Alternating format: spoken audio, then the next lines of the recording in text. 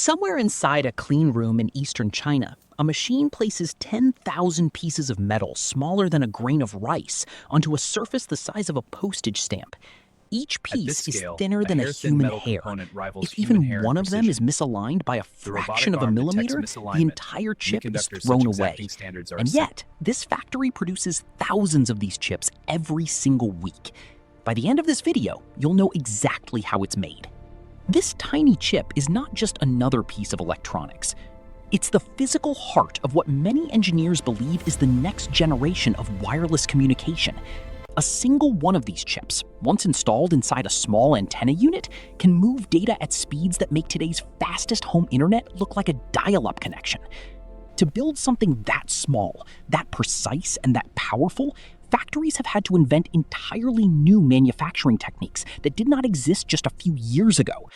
Most people will never see how these chips are actually made, because the process happens behind sealed doors, inside rooms cleaner than a hospital operating theater.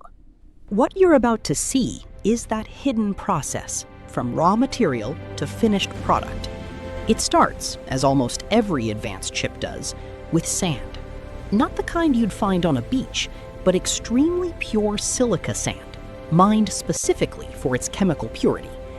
This sand is melted down at temperatures above 1400 degrees Celsius and slowly transformed into a single, flawless crystal of silicon.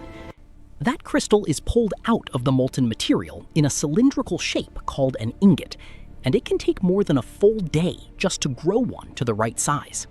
The ingot is then sliced into thin discs called wafers, each one thinner than a credit card. A single mistake at this stage, a stray particle of dust, a microscopic crack, can ruin the wafer before the real work even begins.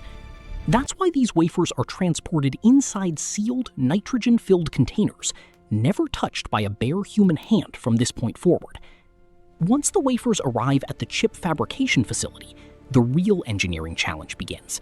Here, machines use a process called photolithography to draw circuit patterns onto the silicon that are so small they can only be measured in nanometers. To put that in perspective, a single strand of human hair is roughly 90,000 nanometers wide. The patterns being etched onto this chip are more than 1,000 times smaller than that. But this is where things get interesting, because the chip being built here isn't a typical processor. It needs thousands of individual antenna elements, each one able to steer a signal independently in real time to fight against a problem that has haunted this frequency range for over a decade. The frequency band this chip is designed for sits between microwaves and infrared light, an area of the spectrum almost untouched by consumer technology until recently. The reason is simple. Signals in this range are extremely fragile. Water vapor in ordinary air can absorb them almost instantly, causing a signal to collapse within a few feet of leaving its source. For years, engineers who experimented with this frequency gave up because no factory could reliably produce a chip precise enough to compensate for that loss. This is the engineering wall that had to be broken before mass production could even be considered. The solution came from a manufacturing innovation, not just a theoretical one. Instead of building a single large antenna, engineers designed thousands of microscopic antenna elements onto one chip, each one independently adjustable. In the factory, this means every single element must be etched, tested, and calibrated with extraordinary precision. Robotic arms guided by computer vision systems place these elements with an accuracy measured in microns, working inside rooms where air is filtered more than 1,000 times per hour to remove even the tiniest speck of dust. Workers here wear full bodysuits, and even then, they are limited to how long they can remain inside the cleanest sections of the facility. Because human bodies naturally shed particles that could destroy an entire batch of chips. At this point, one tiny mistake could ruin thousands of dollars of material in an instant. That's why testing happens continuously, not just at the end of the line. Machines run electrical tests on wafers after nearly every major step, checking for microscopic defects invisible to the human eye. Automated optical inspection systems scan each chip using high-resolution cameras, comparing every microscopic circuit pattern against a digital blueprint. If a single antenna element on the chip fails to respond correctly, the entire unit is rejected. In early production runs, manufacturers reported yield rates, meaning the percentage of chips that pass inspection, below 70%. For context, mature semiconductor processes usually aim for yields above 95%. That gap represents an enormous amount of wasted material, energy, and time, and closing it has become one of the greatest engineering obsessions inside this factory. Now comes the most impressive part of the entire process. Once the individual chip passes inspection, it still isn't a finished product. It has to be packaged into a small module, along with a specialized cooling layer and a specialized cooling processing unit that constantly reads the surrounding environment. This is where the real innovation lives. Earlier versions of this technology needed refrigerator-sized cooling systems and power supplies as large as a small generator just to keep the antenna stable. Engineers had to shrink all of that down to fit onto a surface smaller than a coin, without losing the ability to adjust the signal in real time based on humidity, temperature, and interference. Competitors who have tried to replicate this have run into the same wall over and over. Miniaturizing the antenna is one challenge. Miniaturizing the entire support system around it while keeping manufacturing costs low enough for mass production is an entirely different problem.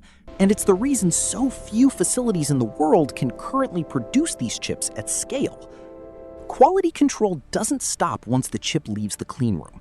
Finished modules are moved into environmental test chambers, where they're exposed to extreme humidity, vibration, and temperature swings meant to simulate years of real-world use in a matter of days. Engineers specifically test performance in conditions similar to a humid summer city, since moisture in the air is historically the single biggest enemy of this frequency band. Any module that shows even a small drop in signal stability under these conditions is pulled from the production line and sent back for analysis. Because in this industry, a defect that reaches a customer doesn't just mean a refund, it means a factory's entire reputation. Here are a few numbers that put the scale of this operation into perspective. A single antenna element on these chips is smaller than a grain of rice, yet a finished module can contain more individual elements than an entire city block has streetlights. The cleanroom facilities used in this process cost hundreds of millions of dollars to build, and the specialized machinery used to etch these patterns can cost tens of millions of dollars per unit. Because existing infrastructure, like lampposts and utility poles already used for previous wireless networks, can support the smaller antenna units built from these chips, the cost of deploying finished hardware can be cut by more than half compared to building an entirely new physical network. And despite operating at such extreme precision, some factory lines can produce a finished, tested chip roughly every few seconds during full production, running around the clock in shifts that never stop. The scale of demand behind this small chip is staggering. Readings are stable, ready for the Multiple next major band. electronics manufacturers have already announced plans to integrate this hardware into future devices, committing billions of dollars in research investment over the Readings are coming stable, years. ready for the next band. Telecommunications companies across several countries have begun testing small antenna units built around these chips in dense urban districts, logistics hubs, and manufacturing plants, where thousands of connected devices need to communicate instantly. As demand grows, factories are racing to improve yield rates and reduce costs, because right now, global production capacity is nowhere near large enough to meet the ambitions being discussed by the companies betting their future on this technology. And that brings us back to where we started, that tiny piece of silicon, smaller than a coin, covered in thousands of antenna elements you could barely see without a microscope. It began as raw sand, pulled from the earth and purified almost beyond imagination. It passed through machines capable of drawing patterns 1,000 times finer than a human hair, survived inspection processes designed to catch mistakes no human eye could ever spot, and emerged as one of the most advanced pieces of consumer-facing hardware ever mass-produced. Somewhere in a factory most people will never see, this tiny chip is quietly being built to change how machines, vehicles, and cities communicate with each other. What do you think? Could a chip this small really be the foundation of the next wireless revolution? Or is this just another impressive prototype, years away from your pocket? Let us know in the comments. And if this kind of hidden manufacturing process fascinates you, make sure to like this video and subscribe, because we uncover a new factory secret every single week.